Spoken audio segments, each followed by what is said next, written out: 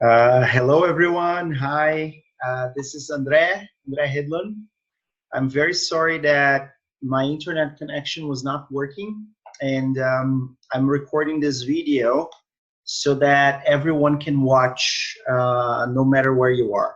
And I'm doing this in English because, everything is in English, and I hope you don't mind. But if you need another training session, I can do it in Portuguese. That will be okay. So anyway, I'd like to introduce myself. I'm Andre Hedlund. I'm a National Geographic pedagogical consultant. I've been working for them for some years now. And I want to show you something very cool. I want to talk a little bit about my life and how I believe the books you're using in your classroom can help your students achieve something like I did, okay? So I'm going to show you something very cool right now. I'm very proud of this. So this is my achieving certificate, okay? I don't know if you can see, but it basically says that I was given or awarded a certificate for being selected by Chevening. Chevening is basically a public institution in the UK, and I received a scholarship to go study in England. So I'm moving in a couple of weeks. I'm very excited. It was a very difficult selection process, but I was able to pass. And one of the reasons why I think I passed is because of critical thinking, because of always questioning things and being in a context where there were a lot of stimuli, let's say, or a lot of stimulation that helped me get there. I've been a teacher for almost 2 decades now. I've also studied languages. I've studied music and instruments and everything like that. And I think our materials, they want us to try to make our students realize that they can do that as well. They can learn, they can whatever they want, they can be whatever they want, they can go out there and explore their world. And that's exactly why I'm going to talk to you about the first material, life, okay? So I'm going to share my screen with you right now. Just a second. And as soon as my internet connection gets back here, I promise I will send the link to you, okay? It will probably take a little longer because this is a very heavy video, probably around 1 hour or so, okay? Okay, so I hope you can see my screen right now. What I want you to do is follow me on a journey about life, okay? So this is the British version, but it applies to every other version. So this is life. Our philosophy is bring the world into the classroom. And for us to do that, we do something quite simple, actually. We go to National Geographic Learning, actually National Geographic Society, National Geographic, and we get the best materials they already have available for us. As you probably know, National Geographic is kind of old now. National Geographic Society was founded in the 1800s, around 130 years ago. And National Geographic has produced a lot of materials, including the best photography in the world, as you can see there, documentaries, magazines, books, everything, you name it. And we just got those materials, made them, compiled them, put them in an easier or simpler version for you, teacher, to use them in your book. How cool is that? So this is life, okay? Now, if you think about it, not only do you bring the world into the classroom, but you also bring the classroom into life. And then we have National Geographic Explorers. So here you can see that some of the lessons we have will feature the explorers. And they are real people. They're not actors in a studio who are doing this or that. They were hired by the publisher just to make some pictures and something like that. They are real people out there in the world exploring, facing dangers, and our kids, our adults, whoever works with this material, this is for adults basically, they get, I would say, very excited to work with that, right? And then we also have this, our own, very own critical thinking, foundation. So think about critical thinking. What is critical thinking? It's definitely something that is missing nowadays. If you look at the statistics about our educational system in Brazil, well, I don't want to use this word, but I can say that it basically sucks, right? I shouldn't even be smiling because this is tragic news. It came out a couple of weeks ago that our high school system is not working, especially in terms of what kind of students it's producing. They don't know how to do math. They don't know how to they don't know how to use their own language. And one thing that it's producing also is people who cannot think critically, people who want to have the right answers for everything, and they don't want to engage in discussions. And you can see that on social media all over. Now, our great author, John Hughes, and I had the honor of meeting him this year in person in Caxias do Sul. There was a Brastiço International Conference, shook hands with him. I took a picture, and our author says, the core of critical thinking is the ability to ask questions and challenge assumptions. And I agree with you, John. You're spot on with your assertion. So what he wants basically is that with the materials that we use in the classroom, students can start debating and discussing ideas, not just learning facts that are not very flexible, not open to discussion anyway, but also to challenge assumptions, because they want, National Geographic Learning wants students to be creative thinkers, critical thinkers, people who actually come up with solutions for problems, okay? And also, if you think about life, in the classroom, the material, we will try to help you develop critical thinking in your students, reinforce the 21st century skills, such as the 4 C's of the 21st century skills. Do you remember that? Communication, collaboration, critical thinking, and creativity, and also use technology, right? Now, the technological environment that is surrounding students now, think about your students now, especially the teenagers or young adults. They are exposed to a wide range of information that is basically in English. The internet is in English. They're connected with several people around the world, and they are very, very much visual. They like images. That's why, little by little, Instagram is taking over Facebook, because nowadays we communicate through images, through photos. And we want that element, this factor, to be present in the book. That's why, and I'm going to show you one of the books we have here, Life. You're going to see that the cover of the book, and inside the book, you will have a lot of great images.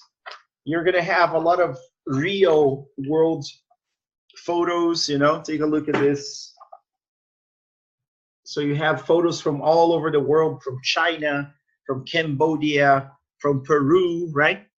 Because we want to speak the same language as the students. And then, of course, there's this wide range of online information, and that's where critical thinking comes in, right? Because you know what? I'm not saying that books are obsolete, not at all. I think books are essential for us, especially English teachers, bringing examples and real authentic materials, right? But we have a powerful tool that is underused. We have the internet. If you think about it, what has changed from books or English classes if you go back 30, 50 years ago and today? Books have changed a great deal. If you look at books a long time ago, they didn't even have illustration, a lot of them, right? They had a lot of written exercises and everything. And many of them didn't even have any audio material because, well, it was very difficult for you to compile and record. And then, of course, we had the tapes, and then we had the CDs, and then, of course, we added some illustrations. But nowadays, not only do we have that, we know just we have that we do our research online because we think everyone is material can see it goes to the curriculum or interest have to get it comes a book. But we don't add from our platform very very fast overall, right? Here is guess who if you think about it, question thinking and it asks read the article again. What's my resource? Correct answer ABC.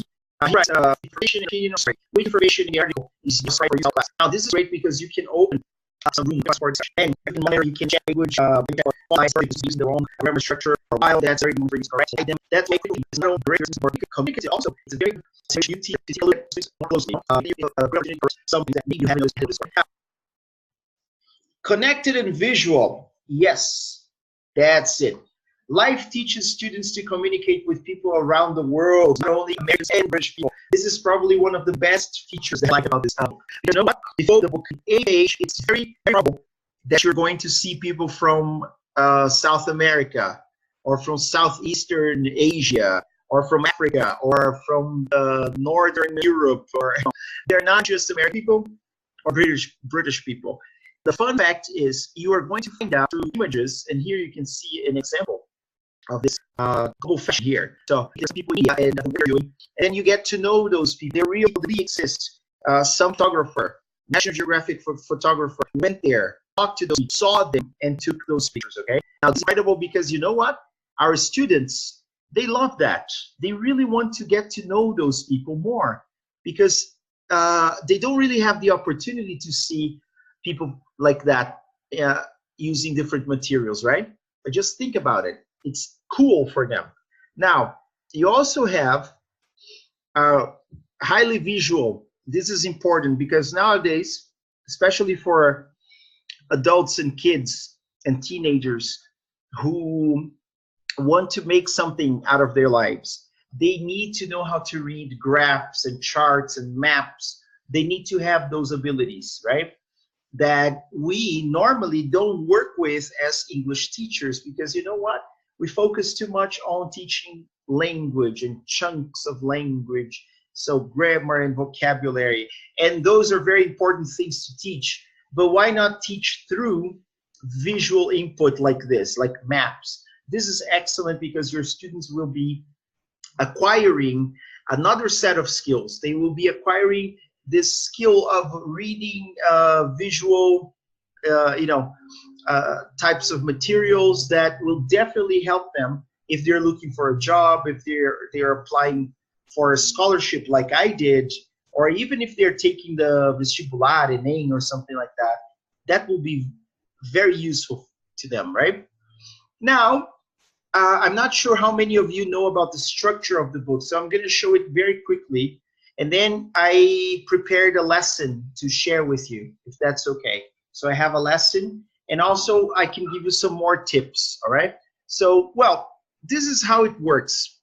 First of all, we have the unit opener, and it's a National Geographic photo.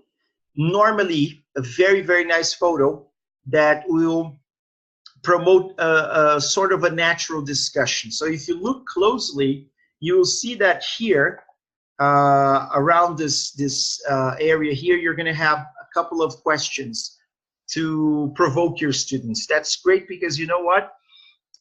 I've done this. I don't advise necessarily always, but you can spend quite a lot of time on this page because it's very interesting. It's really thought-provoking. I think if you have a large group, then they have a lot of great ideas and everything, but still, you want to make things move, right? So here you can see that it's in Sydney. You have the Opera House right there. And then we move on to the next bit of, the next part of the book. So it's always like this. So you have lesson A with vocabulary and grammar, lesson B with reading and communication. So lesson 8, lights, camera, action, film. You're gonna have the readings may come, sorry, the may come in the form of reading, short or template, or maybe a sign or something. Vocabulary that be very visual, which could be a quick, a list of words that have to do. But one start from vocabulary and grammar. You want to give them as much time as possible throughout the chat. So that's why it's important to start right there instead of working with skills first. You are working with skills too. It's different, right? And then we move on to lesson B, reading application, and then other box here or some columns the question here for and have a link. This will be a media in studio. Then you have to adapt a couple of things. So this is going to be very authentic. We work a lot of material, not always, because sometimes we give the students exactly what they can take, right? Then you have the speaking part, because we want everything leads to the outcome, to the communication.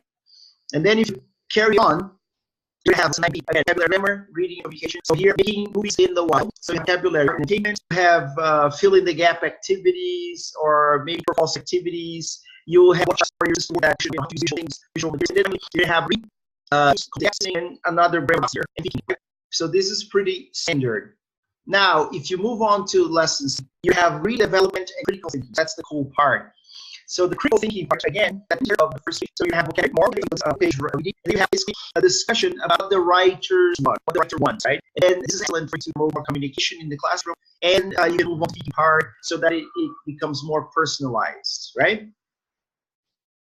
And then at the end, you have listening. So here's about skills, the value skills. So in this case, listening, you will have a couple of chunks, writing and main arrangements. So you have some chunks so that the students sound a little more natural when they are inviting people. You have you have reading. So the writing comes at the end.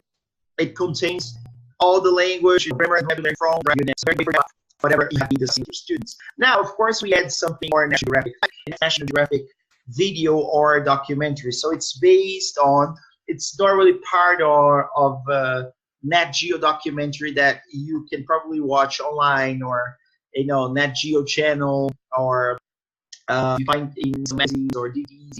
So this one is excellent. This one shows camera, which is camera that is left in the wild to photograph or even film wild animals.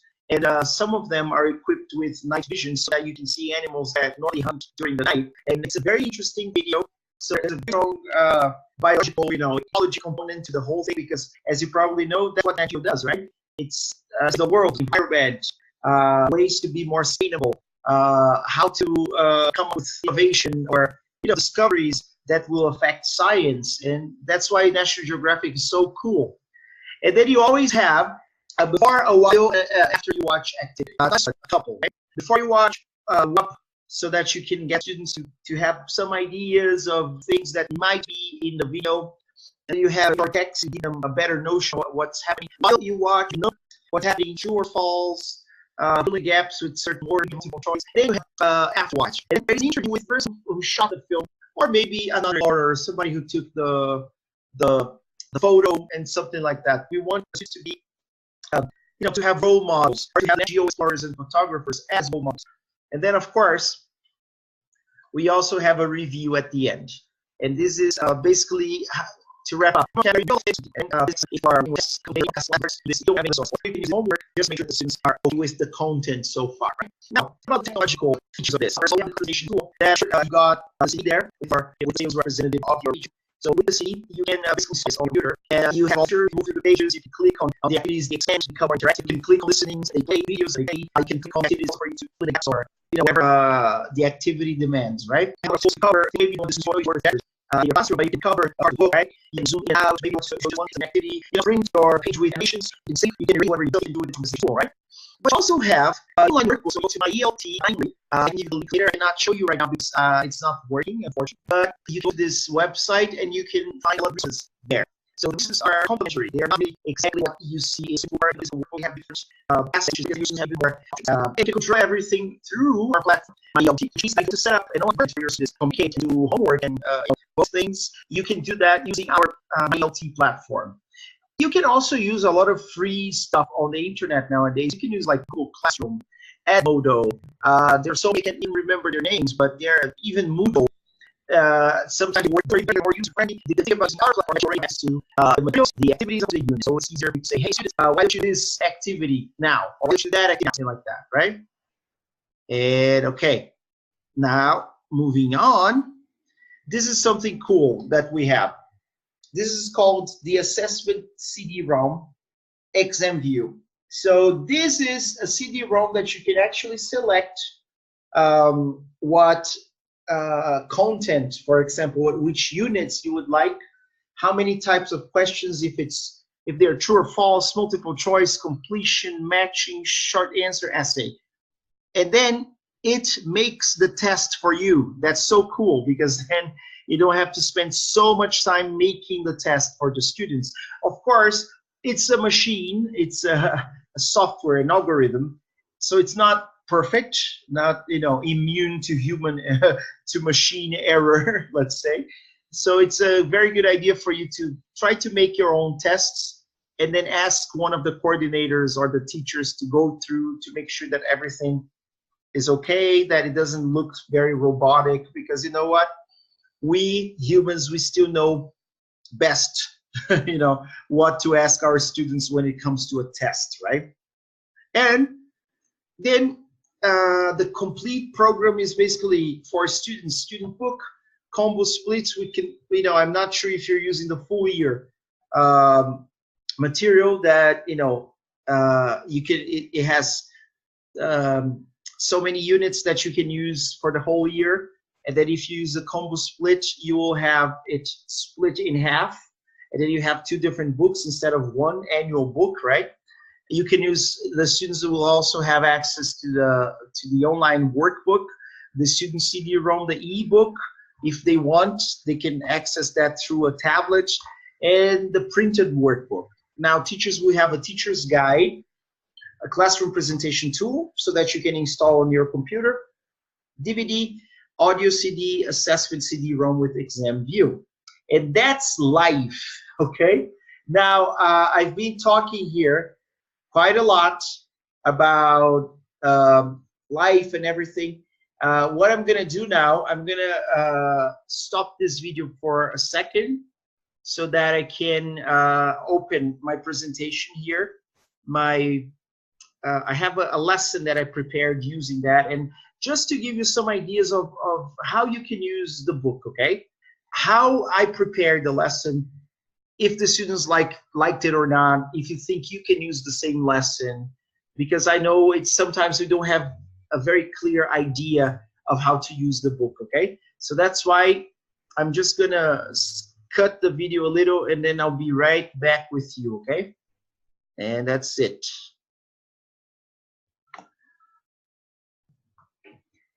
Okay. Is it recording? Yes, I guess it's recording. So I'm back. This part of the training session is basically for you to have an idea of how I use the book to plan one of the lessons. So I'm going to use Life Intermediate, okay? And I'm going to use Unit 5 for that. So it's 5B, basically, okay? 5B, that's page 60. I don't know if you can see very well. And 5B, a good holiday, okay? And I'm going to try to cover most of this page and some parts of this page as well. But I want to show you basically how I plan the lesson. And you tell me, I'd like you to think, to give me some feedback later. Can you do the same? Is this the way you've been using the book, or would you recommend something else? Or, just feel free to say anything you want, okay?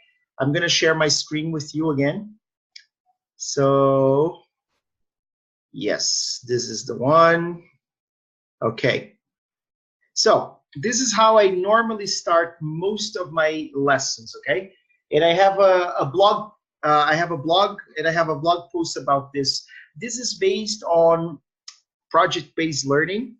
So if you want to know a little more, I can send you the link. This is the link to my blog, right? I think it got covered now, but right there, André Hedlund, blog.wordpress.com. But if you want to find this specific post, I can send you the link. But you know what? You can just type André Hedlund blog, and on Google plus PBL. PBL, you will be directed to this link here. So how do I start the lesson? Your students have just arrived. Your students, they can be teenagers or adults, or very young adults or older adults, and they've just entered the classroom. And normally many teachers would go, so did you guys do the homework? Let's correct. And that's okay. I'm not against that, but I think it kind of breaks the mood. They want to talk. They've just come to class, and they want to share something. And this is a very good way for you to get them to share. Why don't you create certain prompts or certain topics that they can discuss?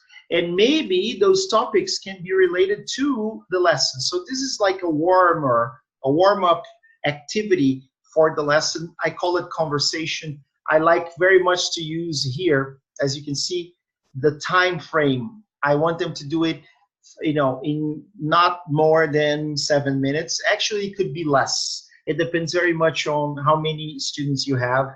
It could be 3 minutes only. I normally start with 6 topics, and I have a perfect,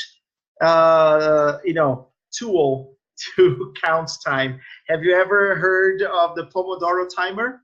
So I can set the Pomodoro timer, and then I place it next to my desk or something, or maybe on a student's desk, because they love having it close to them.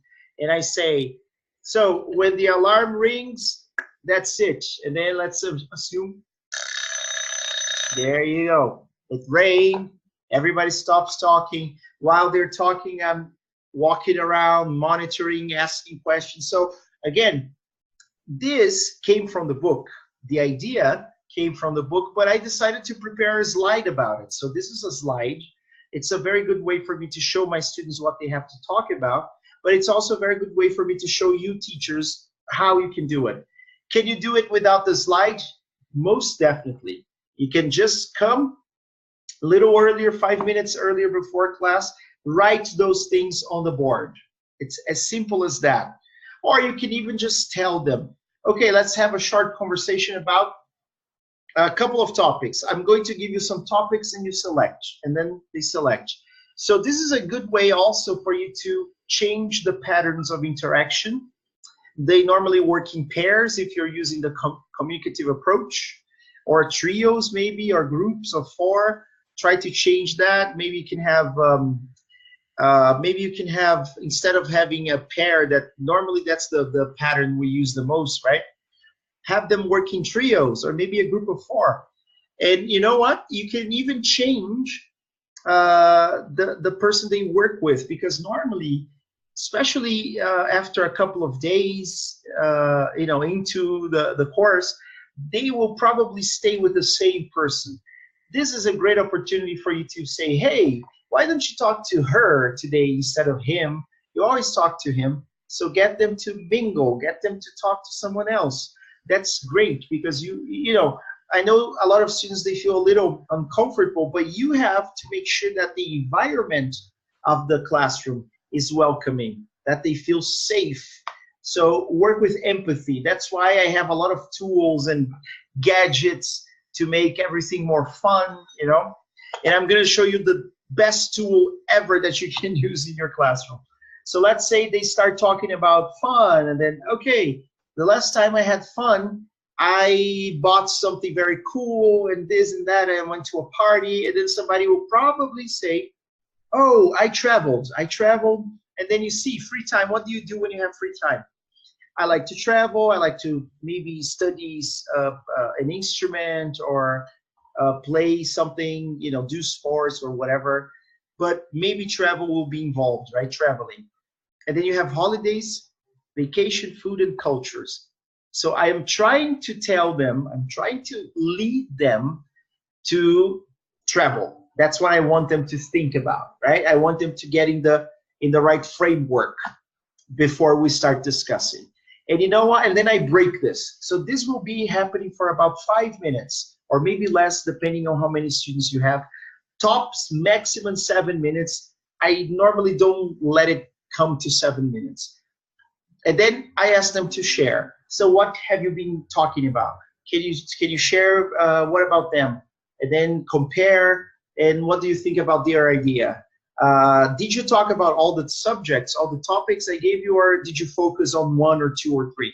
Because they give them this option. One thing that we don't give students a lot is choice. We say, do this and do that, right? What if here is what you can do? Select. Do you want to do all of them? Great. Do you think you have time? Maybe not. Do you want to do maybe two, maybe three, maybe just one? Excellent. It's up to you. You're the star. You're the boss today, okay? Now, after that, I break. So I go to something that I call revision. So that's number two. I will give them 5 to 7 minutes, maybe less. This is a very good idea, or this is a very good stage, let's say, for you to check their homework. So it's a way for you to see if they did the homework, if they have any questions about the last lesson. And also, I ask them to do something, because I study neuroscience, right? So I ask them to do something a little more based on active retrieval. Active retrieval is when you give them some questions, some very open questions, so that they can talk about it and they can find information on their own instead of you giving them. It's kind of like elicitation, right? Eliciting, remember? Now, I want them to still talk about vacation. So what did you do on your last vacation? And by the way, this was part of the previous lesson, lesson A. So if you take a look at the book, and if you go to lesson A, it says here, travel. I don't know if you can see because it's kind of small, but travel, right? And then you have a very cool picture of a ship, and you have some in Antarctica, right? With some penguins, and so you can talk a lot about this picture. And then if you go to here, if you go to lesson A, they're going to revise basically present perfect simple and past simple to talk about what they did on their last vacation and where they have been to. I've already been to this place. I have already visited or traveled to. So it was basically talking about their last vacation. And of course, there was a reading and listening about this incredible guy, Mike Fay. Maybe you cannot see very well. Let's see now, here. Yes, Mike Fay, National Geographic Explorer, this text here, okay? So you can see a picture of him and walking for wildlife. And then it says he's a biologist with the Wildfire Conservation Society. He has lived in Central Africa for 6 years. And then it talks about his life using a present perfect simple and contrasting with simple past, right? So the previous lesson was about this, about what have you done, and where did you go on your last vacation, or something like that. So again, you can use this part of the lesson to correct their homework, or you can get them in the framework. I call it the framework that you want. You want them to start thinking about vacation, traveling. That's the whole point of the lesson. What was the best part? What was the worst part? What kind of language do they have to use to talk about those things? Past, basically past, right? Probably simple past. But anyway, it gets them on the right spot where you want them, right? And then that's the cool part. So I told you that I work with project-based learning, and I always have a problem, and not a problem in a negative sense, not something that is actually a problem, but something that needs a solution or a recommendation. In this case, the problem is, what does this image indicate? What does it symbolize to you? What have we been discussing so far? Traveling. Exactly, traveling. So this is about traveling. And I want them to think about traveling. And why do people travel? Where do they go to? What was the best trip in your life and stuff like that, right? So you can see that everything is connected, parts 1, 2, and 3. And then we come here so that the students can guess what the image is. So here, because it's more like eliciting from the students, I will normally use an image like that, or I can actually use a small text, a video. A video works wonders. Or, you know, maybe I can just use some symbols or something like that. Could be anything, something just for the students to try to think, what are we going to discuss today? So when I say problem, what I mean is, what are we going to discuss today, okay? And then, this is cool. Well, I don't have to play this. I can play just a little. So you can see, maybe you cannot hear the sound very well because I'm recording this. But this is a video that Matt recorded a couple of years ago, 2 years ago. And I use it as a brain break. So you can read on my blog all about brain breaks. I love brain breaks. Brain breaks are wonderful for your students to have time to think and relax their brains. So this will take, I don't know, maybe 2 minutes or so. It depends on the size of the video.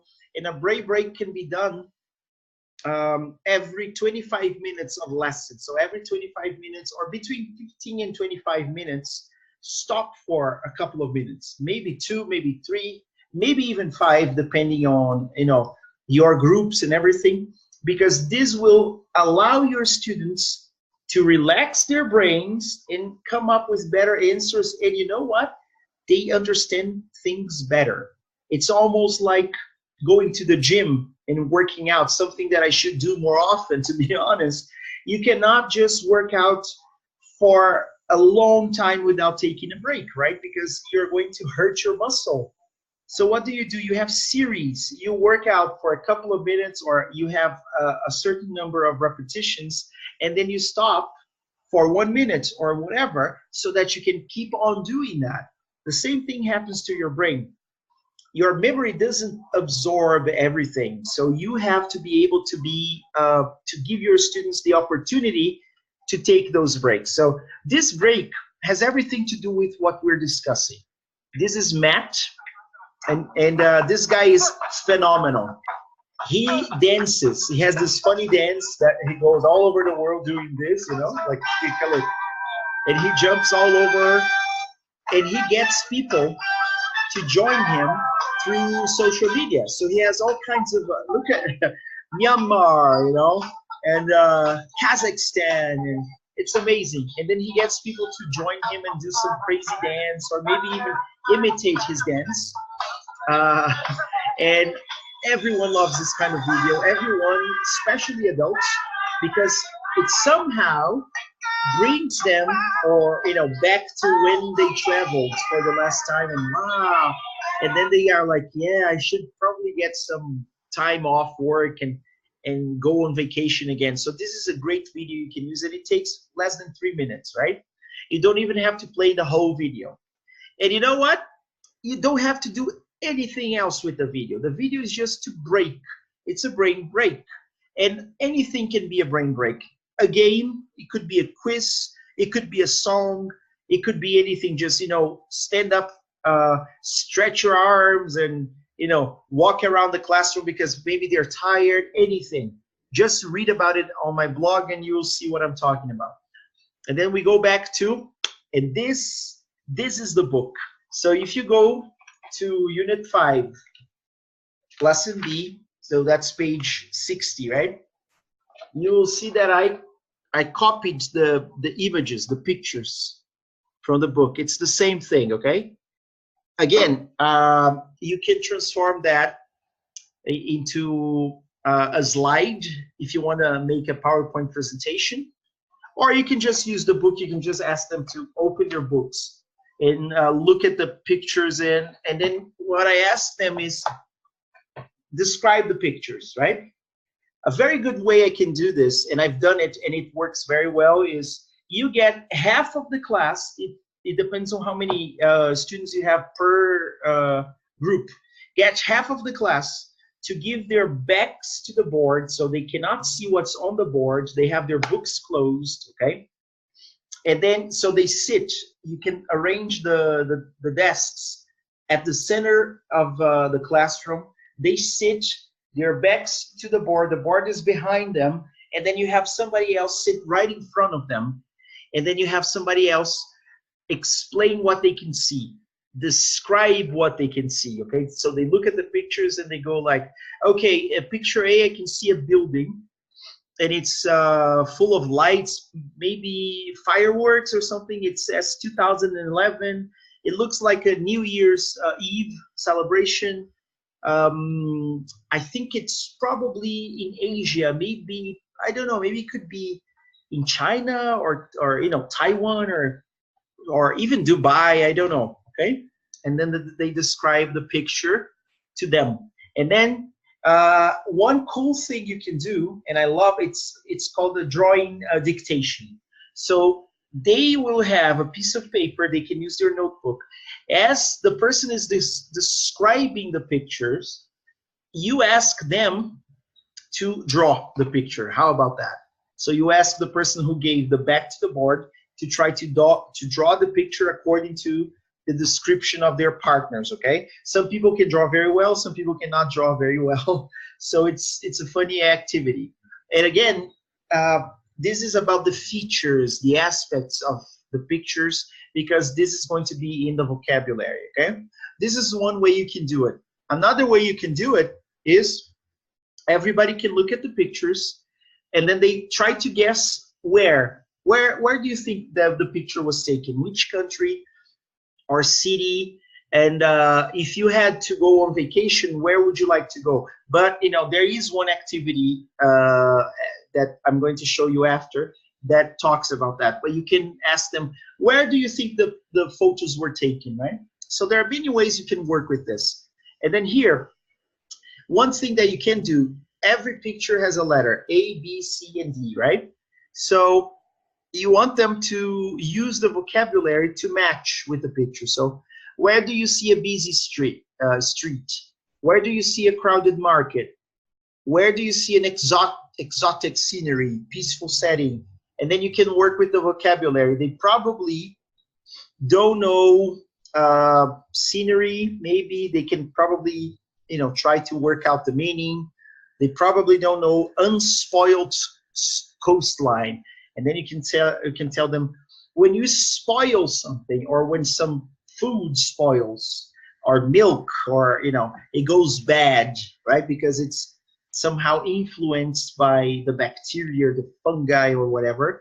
So if it's unspoiled, it's almost like virgin or pure. It's something that has no influence from anything, right? So that's the unspoiled coastline, which will be letter B, right? Vibrant city, and you know, and then you can work with different activities there. And then of course you have the 3 activities suggested by the book, and I'm going to look right in your eyes now. It is suggested by the books, because you know what? And now I'm going to tell you one of the biggest secrets. You don't have to do them. You don't have to do all the activities in the book, because really they are recommendations. And you know what? I know the author of this book. I know the author of many books, and the authors, because it's not just one guy or one woman. And if you ask them, they will basically tell you the same thing. We put a lot of things in the book because we want to give the teachers and the students, especially the students, options, okay? And you can work with the material the way you prefer.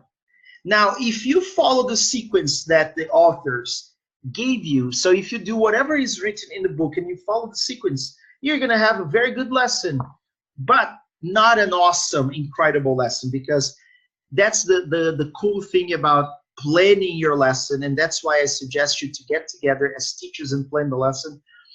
You can come up with the ideas like the ones I told you, like a drawing dictation or guessing game, or you know. So anyway, working pairs. Where do you think you would find the features in exercise 1? Match the features with the holiday destinations shown on the map. So there is a map. I'm going to show you after. There's a map, and then you have to try to find the places. And the map will have a couple of places there that you can match, right? And read about British holiday makers. So there's a text with the map, completes the table with the kinds of holidays. Well, I'm going to show you later, but if you are curious, you can see right now. This is the map right here. You see? And then you have the text, and here is the chart, the table that you have to complete, right? And the text says geography, but it basically talks about where British people like to go on holidays, right? Now, have you been on any of these kinds of holidays? Because they will show some kinds of holidays, like, you know, a cruise or a safari or, you know, stuff like that. Have you ever been on those kinds of holidays? And then you can discuss. So again, suggestions of the book. Normally, I will ask them to think about where Brazilians normally go on holidays. So instead of oops, I'm sorry, I think somebody's is calling. Yeah, I'll just let it ring. I can talk to them later. But anyway, what happens is basically this. Try to personalize, try to make it, you know, bring it to your students' reality, to your students' context, okay? And then your students will be able to make references and think about their own experiences and use the target language, present perfect, right? That's it. And then that's what I do next. Yes, I forgot to mention, I really think that those two questions are very important if you want to work with the text that comes after, okay? So I've discussed them already, okay? Now, I do something very cool. I call it, where's the teacher? So where's the teacher? Well, I was lucky enough to have traveled to many countries, and not just countries, but a lot of other cities and states in Brazil, right? And I like to play a guessing game with that. So I personalize too. I use myself as a role model, or I try to use my own experience to make the students somehow, you know, try to encourage them to use their own experience, because if I'm doing that, they want to do it also. And one thing that is important here is, if I am doing it, if I am a role model and I'm doing it, and they get to know me better, so they can like me better and they can listen to me better, they will respect me, and they will think that I'm cool. So try to bring some personal stuff, not very personal, of course, into the classroom. So where is the teacher? And then I showed this very cool, this is a tricky one. Where do you think I am? Think for 2 seconds. Where do you think I am?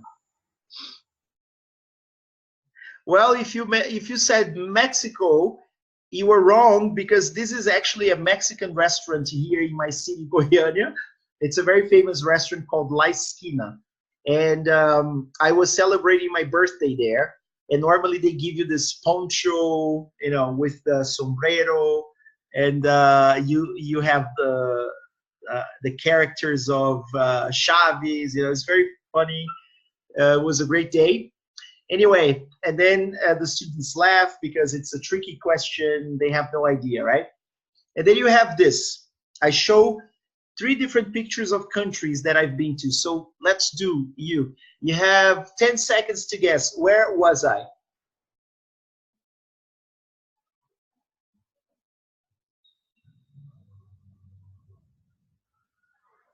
Okay. If you answered Peru, you are correct. So I was in Peru. It was 4 years ago. It was one of the best trips in my life.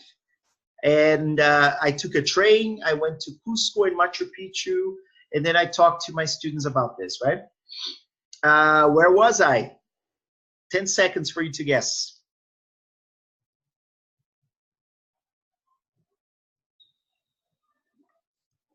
Got it?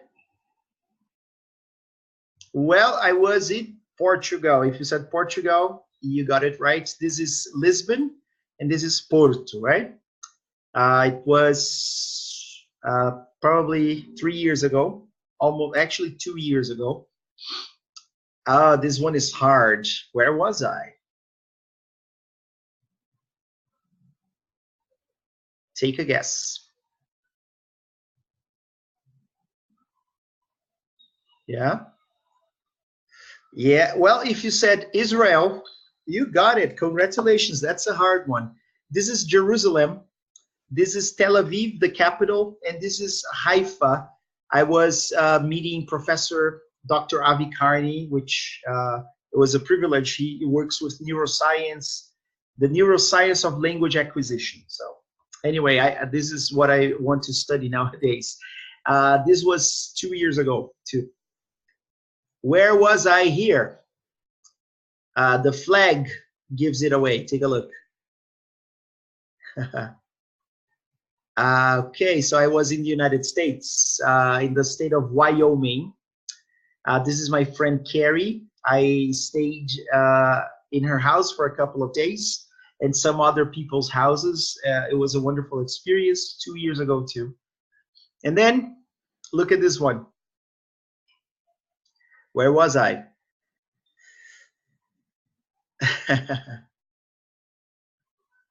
Well, I was in Madrid, Spain, and I was saving this moment right now. Look at, this is my wife, Chris, and look at her. She's holding a stuffed elephant. His name is Mr. Trunk. Take a look. There he is. Yes. So he's the mascot of our class. And you know what? He is so cool that all my students want to take him and show him a good time over the weekend, right? And because of that, and he's been with us for 2 years, over 2 years now, he has traveled to many countries with me and with my students, and also with friends. So he has been to 11 countries. You can check out Mr. Trunk Travels, hashtag Mr. Trunk Travels on Instagram and Facebook too, right? And you know what? This is perfect to talk about traveling because, oh, where has Mr. Trunk been to? I really advise you to have a mascot or to have something for your classroom. And you might think, oh, but my students are adults. They will not, come on. They have a lot of fun, even more than kids and teenagers.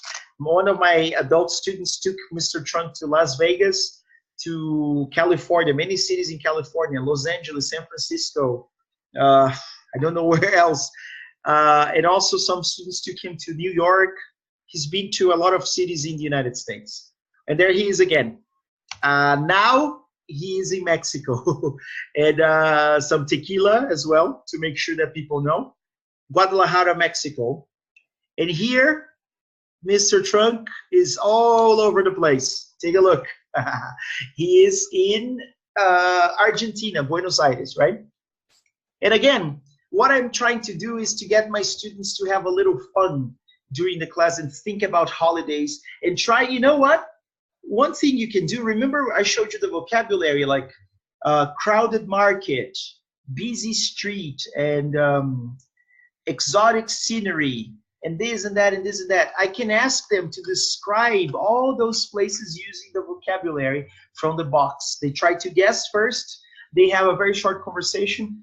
Try to use all the expressions that apply here. Perfect. And then I ask them to read about the British holiday makers.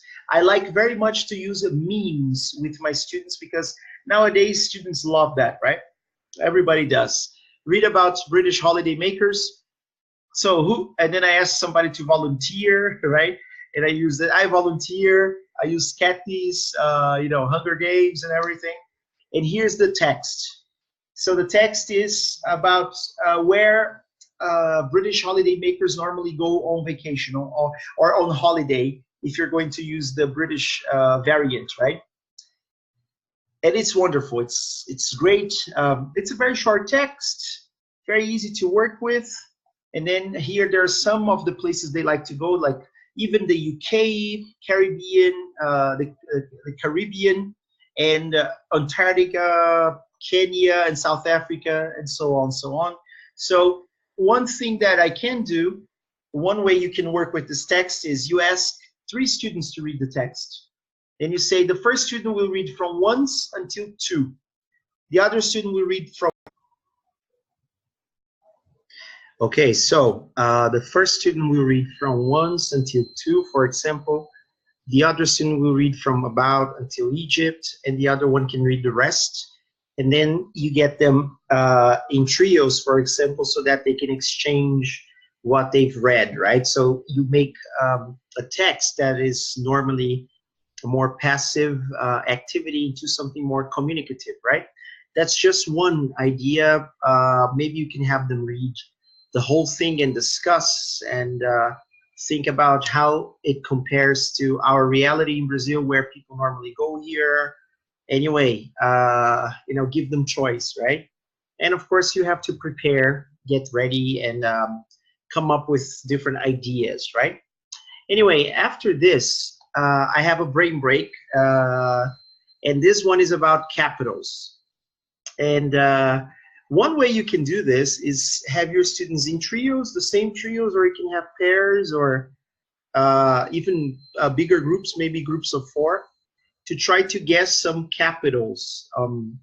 So you can ask, there are many ways you can do this. Maybe one of the students will be in charge of questions.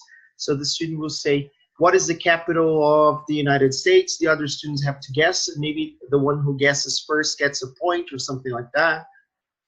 You can prepare beforehand a couple of questions, maybe 5, 6, 10 questions with different countries and the capitals with the answer. So you just give them cards, for example, or you can ask the whole group all together within their groups. You can do it in different ways. You can prepare a slide with the countries and the capitals, and maybe you can even add multiple choice so that they have at least 3 options. There are many ways.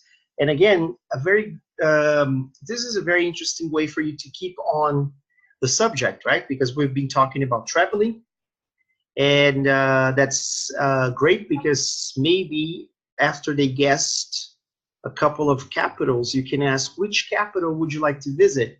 Why? And then maybe they know something interesting about that country, about that capital. So it's a great way for them to communicate even more. So you see, I'm doing a lot of things here that are not necessarily in the book, right? I showed you that the book is the foundation, the main source of language, let's say, and activities that you have in the classroom, but it doesn't have to be the only one.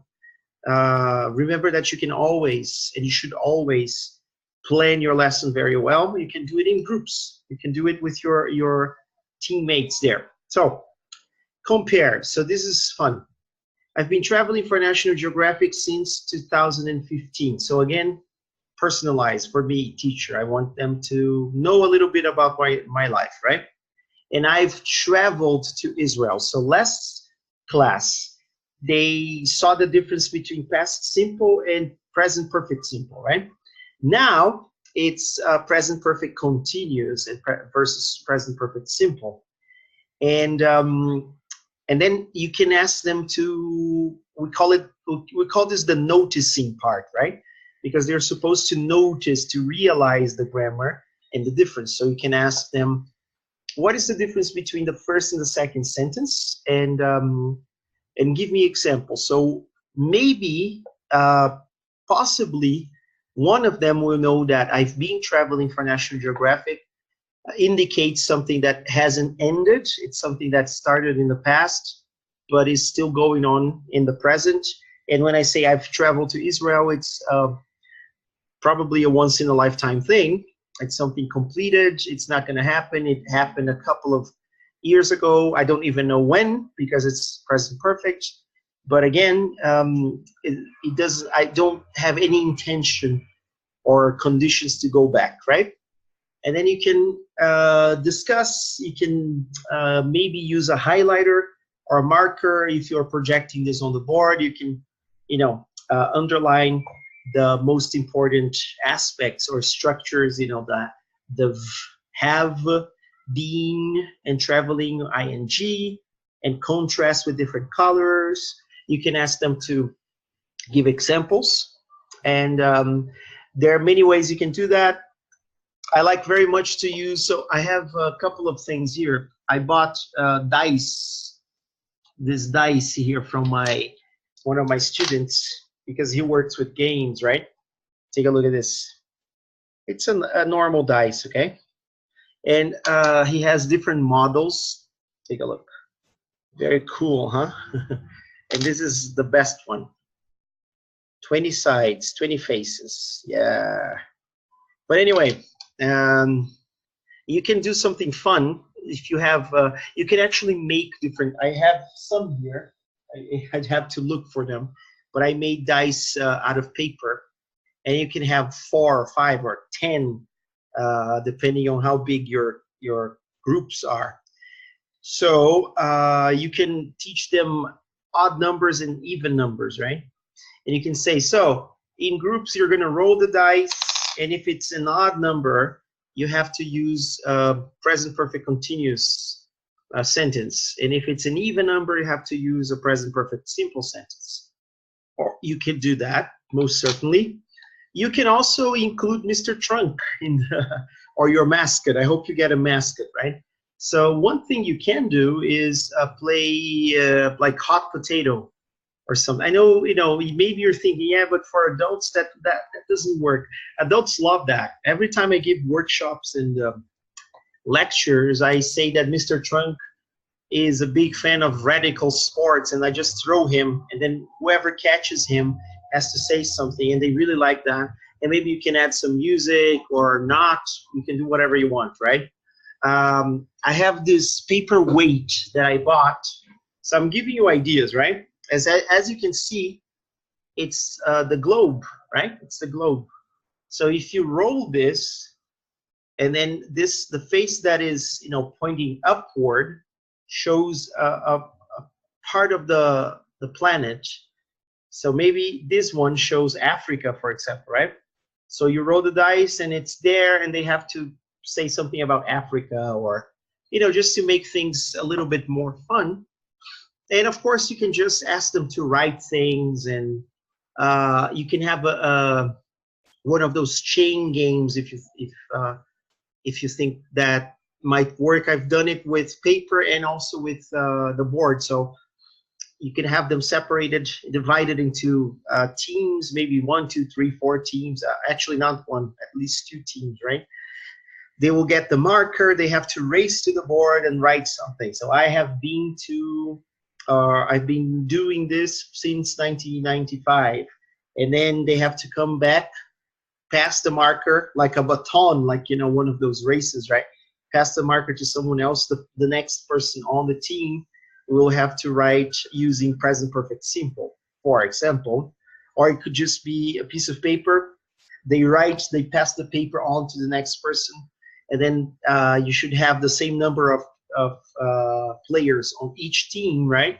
So whichever team can get the paper, at the end of the line first or something like that wins, right? So there are many things you can do here to make things more fun, okay?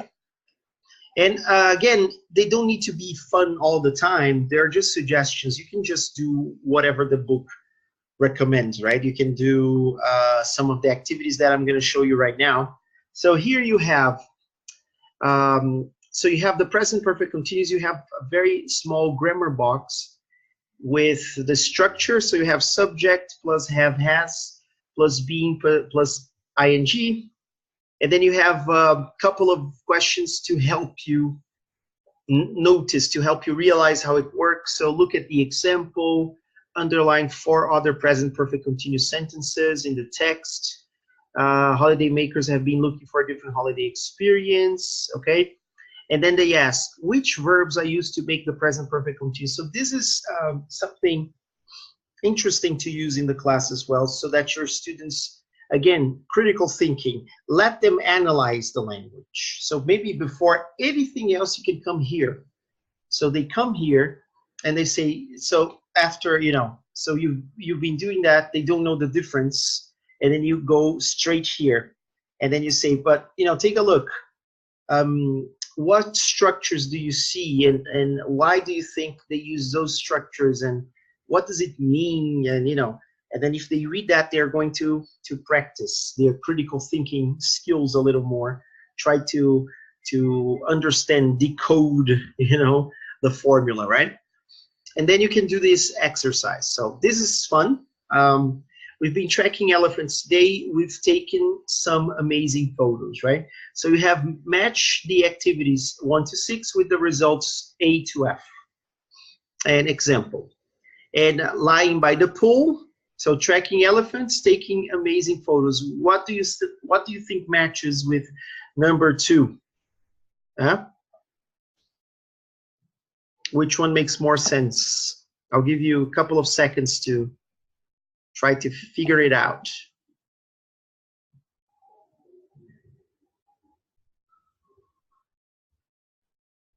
Yeah, well, you could definitely use A, right?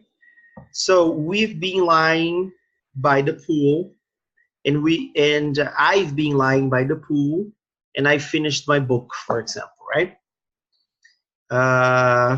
Anything else we could use? I think that's the best one, right? Anyway, maybe you can ask, and you can do this quite easily. You can ask the students, a group of students. They can be sitting in pairs, and maybe one of them can only see column 1 with the numbers. Track elephants, lie by the pool, look for a cheap deal, and etc. Right? And then student 2 can only see the column with the letters. And how do you ask them to do that? Well, just ask them to cover it with your hands, or maybe their pencil case or whatever. If you want to use the projector in the classroom presentation tool, you can put a big rectangle on top, and then they cannot see the first or the second column unless they have the book. So the ones with the book, they can look and see the column. The ones that are looking at the board, they cannot see the column, right? And then you can ask them to try to match. So and then change, and then okay, you will do 1, 2, 3, and then your peer is going to complete or give you, the matching sentence from column A, B, C, D, E, F, right? And then you exchange, and then now you do the numbers, and then your peer will do the letters. So that everybody can work with both present perfect continuous and present perfect, right? Anyway, if you do that, again, you're trying to make the activity a little bit more communicative, right? After you finish that, there are many ways you can apply, right? You can go to something more about production. So I'm talking about the PPP framework, right? The presentation, practice, and production, communicative approach. So the best way you can do this is probably by following what the book tells you to do. So you have here this very interesting grammar box with a couple of chunks, some prompts for you to use to interview students. So this here could be done in pairs, most definitely, and then they can use the language in the box, like how long with present perfect simple. So how long have you studied English, or how long have you whatever, right? And then they can ask also with present perfect continuous, how long have you been studying English, so that they can, see the difference and talk. And again, since we've been talking about traveling and holidays and everything, it would probably be a very good idea for you to ask using that vocabulary, right? So you can ask about how long has it been since their last trip, and then maybe you have to ask to help them use that, right? And just to consolidate here, again, according to neuroscience that I've been studying, consolidation doesn't happen at the end of the lesson. It takes time. It takes actually a couple of days or months. So that's why it's very difficult for us to assess learning at the end of the lesson. But you can go to page 162 to get some more ideas on how to use that. And you can set up any kind of interview, really. It doesn't really have to be connected with the content of the lesson. So maybe since they are adults, they can do a job interview. And we all know that during job interviews, people ask, how long have you studied this? How long have you worked there? How long have you been doing this, right? So it's a very good way for them to contrast things. And you can just monitor, take a notepad, a notebook, whatever, Post-its. I like to use Post-its a lot. Take some notes of things that they use incorrectly and things that they use correctly as well. You can have a color code. So maybe green Post-its, you got examples of language that they use correctly. And then yellow or orange Post-its, things that they didn't use correctly. And then you can put them all over the classroom on the walls. And then you ask everybody to stand up and go around and maybe take a look and see, oh, okay, somebody used that. And maybe they'll realize I was the one who used that and it's wrong. And then you don't even have to write the correct form. You ask somebody to go around and correct that, right? So that everyone can participate. Or you can just have an open discussion after the interview. You can ask them to interview you. So I do that a lot. So I sit at the center of the classroom, and I ask them to interview me about whatever they want. So it could be about work, it could be about studying, it could be about basically anything. And this is a very good chance to have each one of them, especially if you have a larger group, to ask just one question, right? And they have to use the grammar structure in the question. So they have to use either past simple because they're revising, or present perfect, or present perfect continuous, right? This is one thing you can do. And then extension, that's a cool name that I give homework nowadays. I just realized that homework doesn't sound nice, right? People don't like to do homework, so I just call it extension. And I think they're more willing to do it because it means that whatever we did in the classroom was not enough to consolidate that new content. So you have to do more. And I like very much to allow them to use their own technology. So I say 3 minutes because here it's the discussion part. So the extension happens at home, right? Not in the classroom. And if you want to work with flipped classroom, if you want to do something like, you know, instead of getting the input in the classroom, you assign something at home so that they can try at home, they can watch a video or read something, they can use different resources, and when they come to the classroom, they can apply the knowledge. You can do that too. So this would be extension, and you can end the class with that. You can say, listen, next class we're going to talk about this. I want you to do a little research, and I've posted something on the online platform or on WhatsApp or whatever, but you can find other materials and then just learn whatever you can and bring next class, right? So I asked them to use WhatsApp to interview someone. And then this can be quite fun actually, because they can interview someone who is a foreigner because they, you know, maybe their families know somebody from a different country. And it's very easy for us to connect with people from different countries. I'm in 2 or 3 different groups on WhatsApp with people from all over the world, and I connect my students with them. I connected my students with Amna from Israel. There was Anya from Poland, you know, some people, there's this guy from Iran. So, and my students had a lot of fun getting to know them a little more.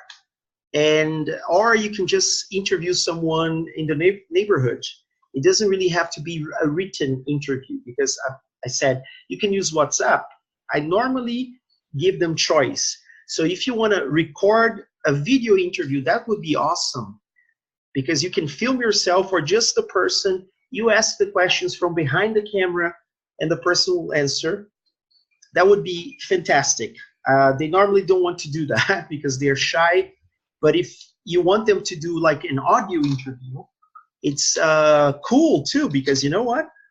You can record somebody's voice, right? So you can listen to your student's voice and the person they are interviewing as well, and check if they're using the correct forms, right? Anyway, so there are many things you can do. If you want it to be written, that's awesome. But I really suggest that we stop assigning so much written homework all the time, right?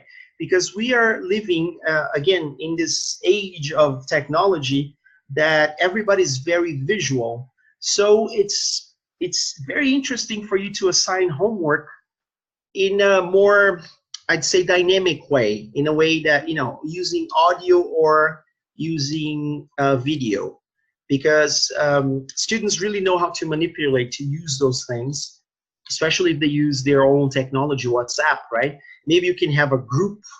I like very much to have a WhatsApp group where my students can exchange information. They ask me questions. They can send videos and memes and other things, interesting and sometimes stupid and funny things too, right?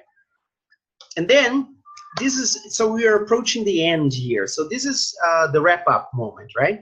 So I showed you 9 steps. You can have from 6 to, or even less, right?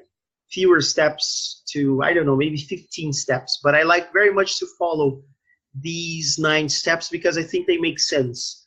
My idea is actually to try to, I don't know, maybe try to incentivize, to encourage my students to have this sort of project-based learning, how can I say, mindset, right?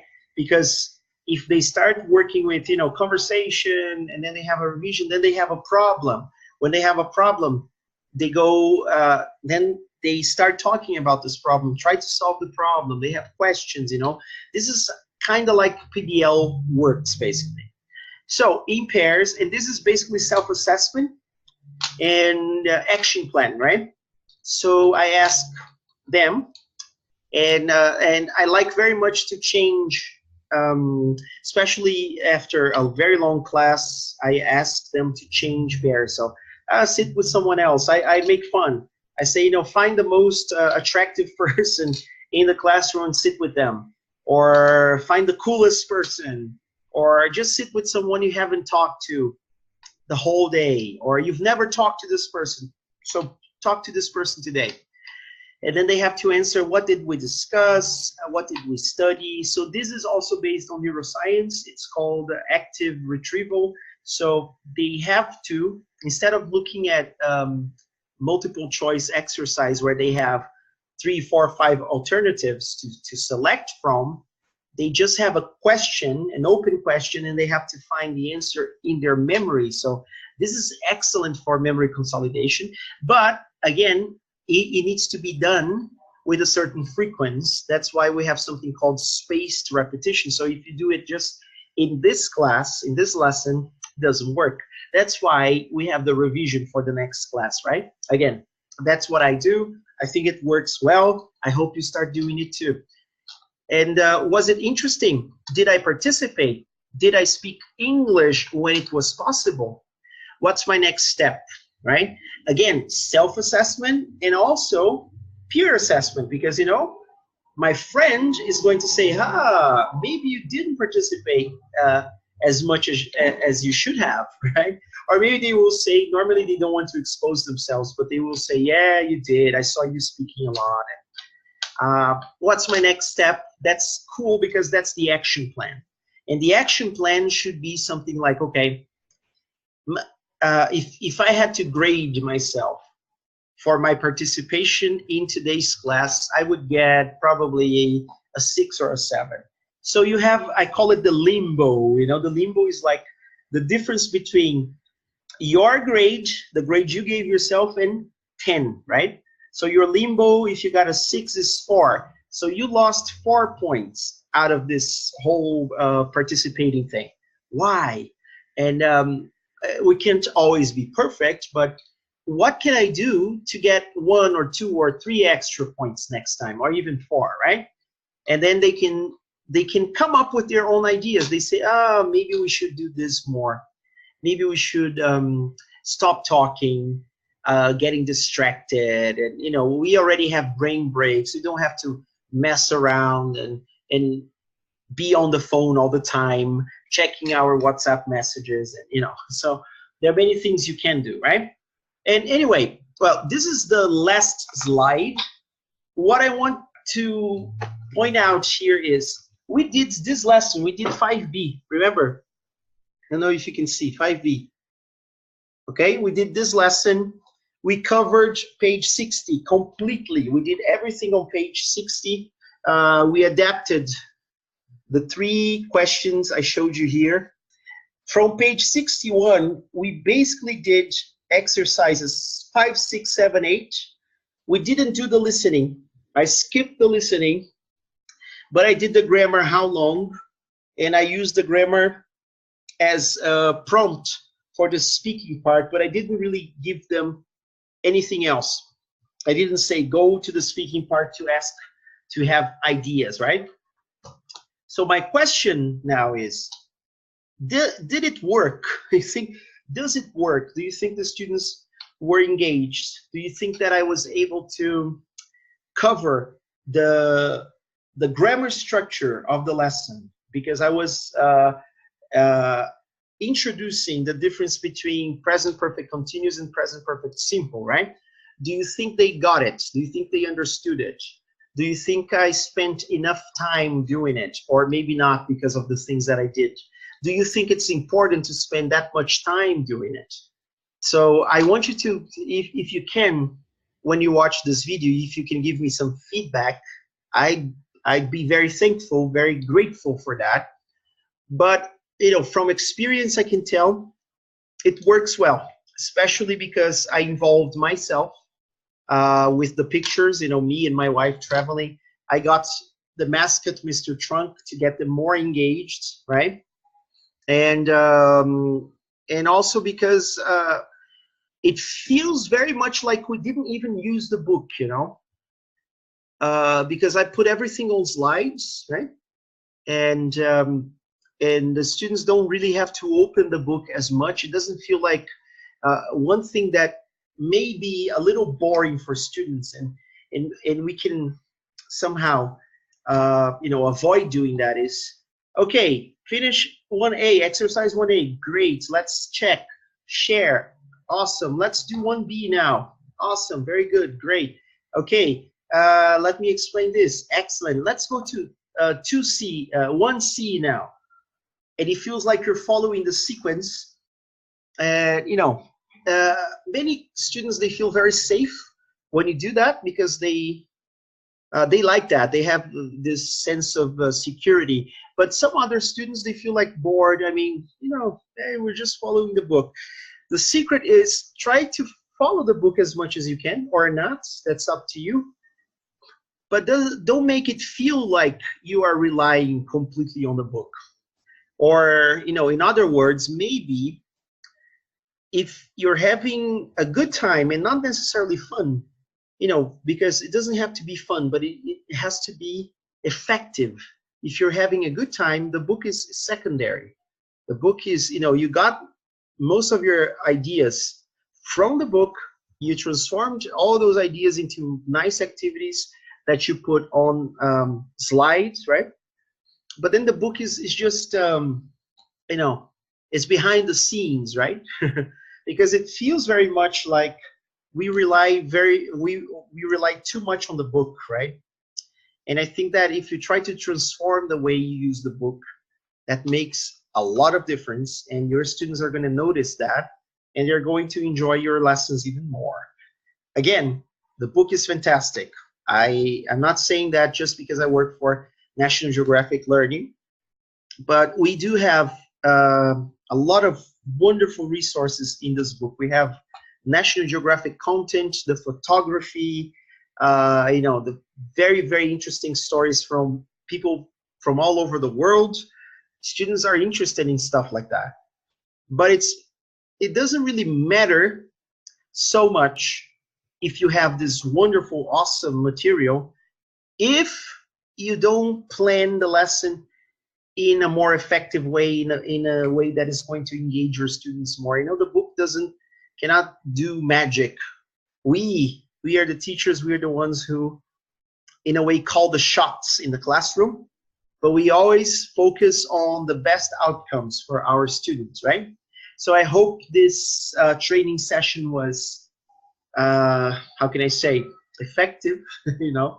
I hope that you realize that the book that you have in your hands is excellent, and that you can work with it as you may. And there are many things you can do with the materials. You can keep, you can change, or or you can just throw away. And I have a principle that I wrote about on my blog. I call it MAD: maintain, alter, or discard. If you like what the book has to present, use it. If you think it's not that great, it needs to change a little, alter it. If you think, this is rubbish, I'm not going to use this. I said rubbish. See, I'm getting into the British mindset. So this is trash. This is not going to work. Throw it away. This book was not made for you, only exclusively you, Brazilian teacher with your Brazilian student. I think now my cat is a little angry, but anyway, but it was made for everyone else in the world. What works for you may not work for them. What works for them may not work for you. So look at your book. Think of your book as a menu of options or a magazine that, I have a couple of things here that I'm going to use because, wow, they're great. But I found something else in a different resource. It could be a magazine. It could be a YouTube video. It could be anything, really.